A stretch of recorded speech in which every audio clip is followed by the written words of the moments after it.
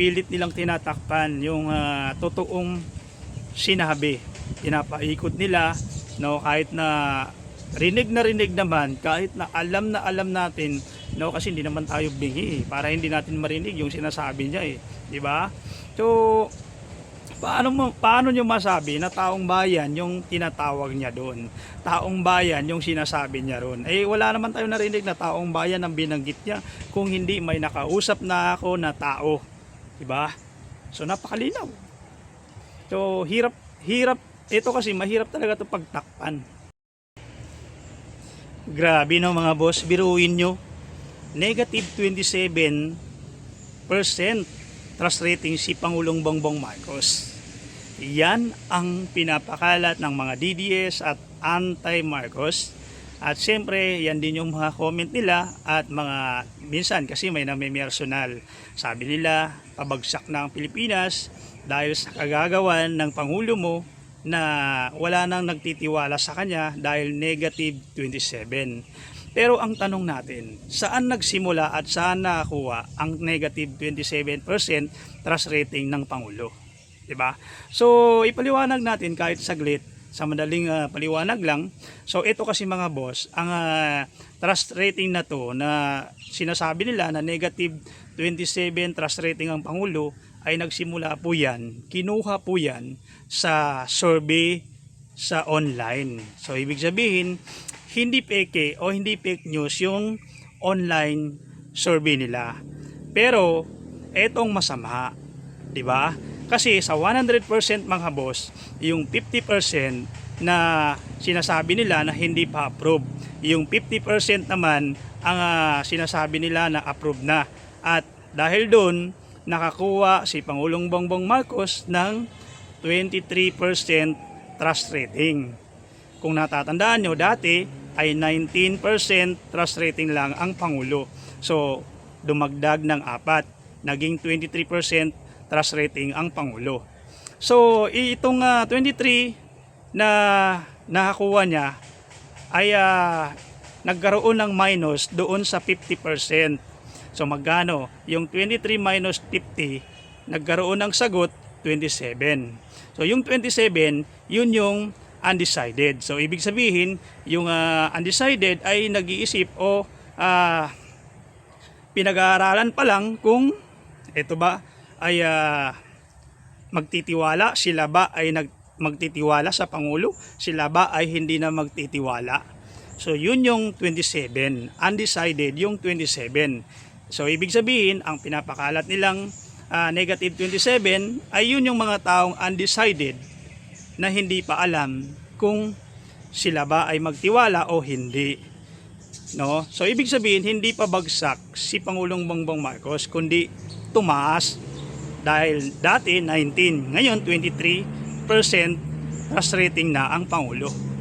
Ang tanong naman kasi dito, lahat ba ng tao sa Pilipinas, lahat ba ng Pilipino ay kasama sa survey na yan? So, ito kasi mga boss, no? Isipin nyo, kung kinuha yan sa online survey, so ibig sabihin, hindi pa kasama dyan yung mga taong walang cellphone na may tiwala sa Pangulo. Yung mga taong naabot ng tulong mula sa pamumuno ni PBBM, yung mga taong nabigyan ng kalabaw, no, lupa, makina, lambat, bangka at mga iba't ibang tulong mula sa pamumuno ni PBBM, di ba? Kasi kung ganyang survey lang, paano na yung mga tao na walang signal doon naniniraan? Diba? Hindi sila makasama diyan. Paano yung mga taong walang cellphone, 'di ba? Hindi online. So, yun yung pinapakalat nila ngayon. Pero ang trust rating ng Pangulo ay 23%. Yung negative na yun ay undecided. Kung saan nag-iisip pa lang, hindi pa alam, no? Kumbaga ano pa sila balance pa lang sila, 50-50. Kaya hindi pa nila masasabi na sila ay nagtitiwala na sila ang hindi na nagtitiwala. So ganun yun mga boss, no? Kaya ito kasi pinapakalat nila ito kasi alam naman natin lahat kung ano ang motibo nila para sirain at para ibagsak si PBBM. So ibig sabihin, Yung survey na yan ay para sa akin, parang wala din yan kwenta. Kasi marami pa ang mga taong hindi nakakasama dyan at marami mga tao ang hindi nakakaalam sa survey na yan dahil online lang yan. Diba? Kung napapansin nyo, kasi ang mga ganitong alam nyo naman, no, pag internet, no, madali manipulahin yan. Lalong-lalo na kung maraming nakakalat na mga mahilig sumira at ayaw nila ipakita kung ano yung katotohanan. So talagang mahirap kalaban. Kaya minsan mga boss, tignan nyo po maigi yung mga balita. No, wag po kayo basta-basta maniwala. So ganun lang mga boss. At saka ito mga boss, no, ito pakinggan nyo po. Ang sinabi lang naman ni Inday Sara, nakita natin sa video, live, sabi niya, kung mamatay ako, hindi naman kung mamatayin siya. Sabi, mamatay na siya. Before lalabas yung kung sino ba yung kami po kami ang bayan kami ang magagalit. Ibig sabihin, walang lalabas. Hindi naman pamamatay siya. Wala namang taong bayan na lalabas para i-defend si Vice President Inday Sara. Conditional po yun, hindi po yung threat. Hindi po yung threat. Wag nilang patayin. Hindi naman kung mamatayin siya. Ibig sabihin, mamatay na siya. Before lalabas yung kung sino ba yung kami po kami ang bayan kami ang magagalit. Ibig sabihin, walang lalabas. Hindi naman pamamatay siya. Wala namang taong bayan na lalabas para i-defend si Vice President Inday Sara. Conditional po yun, hindi. So yan yung pinapakalat nila mga boss, no.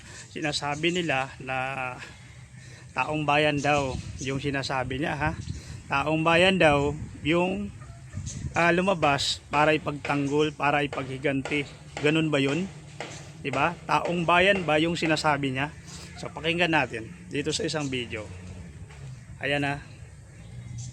Kasi doon sa sabi niya, no, sinasabi niya na taong bayan daw yung kapag namatay siya, no, sinasabi niya na taong bayan daw yung sinasabi niya ron na pag may nangyari sa kanya, pag namatay siya ay maghihiganti para sa kanya. So pakinggan nyo. Huwag ka mag-alala, ma'am, sa security ko. Kasi may kinausap na ako na tao. Sinabi ko sa kanya, pag pinatay ako, patayin mo si BBM, si Lisa Araneta, at si Martin Romales. No joke. No joke. Nagdilin na ako, ma'am. Pag namatay ako, sabi ko, huwag ka tumigil hanggang hindi mo mapatay sila. And then he said yes. Huwag ka mag-alala, ma'am, sa security ko. Kasi may kinausap na ako na tao. Oh, may kinausap na tao. Oh, hindi niya sinabi diyan na may kinausap niya siyang taong bayan, kundi meron na siyang kinausap na tao. So ibig sabihin, no, yung tao na yon ay hindi taong bayan. So, di ba? Napakinggan niyo pa. Sabi ko sa kanya, kapag pinatay ako, patayin mo si BBM, si Lisa Araneta, at si Martin Romales. No joke. No joke. Nagdilin na ako, ma'am. Pag namatay ako, sabi ko, huwag ka tumigil hanggang hindi mo mapatay sila. So, di ba? Oh.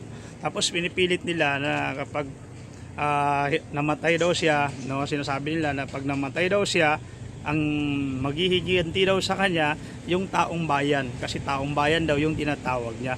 Pero napakalinaw doon sa video na may kinausap na akong tao, no, na kung saan napakaganda ng pagkasabi niya, dahil kung mamatay ako, paghiganti mo ako, di ba? Huwag kang tumigil hanggat hindi mo sila mapatay, ha? Di ba? So ibig sabihin hindi taong bayan yung sinasabi niya ron, di ba?